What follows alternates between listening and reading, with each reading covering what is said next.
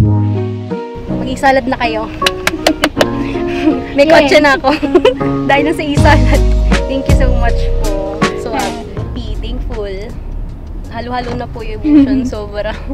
Chinichika din po ako nung dalawang prankster. Sabi po nila na ano daw po, sila din daw po, accommodation, tapos 10K.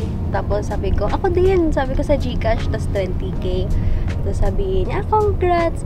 Tapos yung nagpicture po tayo. Nagtaka lang po kasi biglang sabi nung ano niya is parang may mali, parang may conflict nga daw po.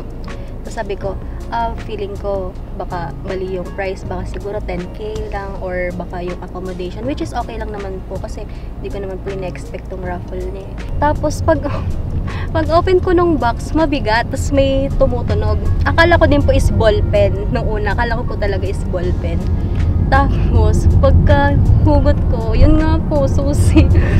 Sabi ko, may kotse na ako. So sobrang thankful po talaga sa isalad. Yung partner ko po is siya po yung marunong mag-drive. So, may atid sundo na ako sa work. Tapos, masasama ko na rin po yung mga dogs ko and cats ko pag magta-travel kami. Kasi, di ko po sila nasasama lahat. Kasi nga, sobrang dami po nila. So, mga kasama na kasi meron ng service. Yung niloan ko po sa isalad nun is, to be exact, is 15,000. Worth 8,000 cash po is donated po siya yung mga dog food, mga wet food, vitamins, diapers, tsaka mga pee pads. Dinonate ko po siya sa po.org.ph. Doon po ako nag-donate sa kanila. So, I've been doing this po for almost 3 years na. Pero ang original po talaga is yung partner ko, which is yung family niya. Diba? Yung blessing na binigay mo sa iba, hindi mo in-expect na babalik sa'yo. Tapos, mas sobra-sobra pa. Ang bait po talaga ni Lord.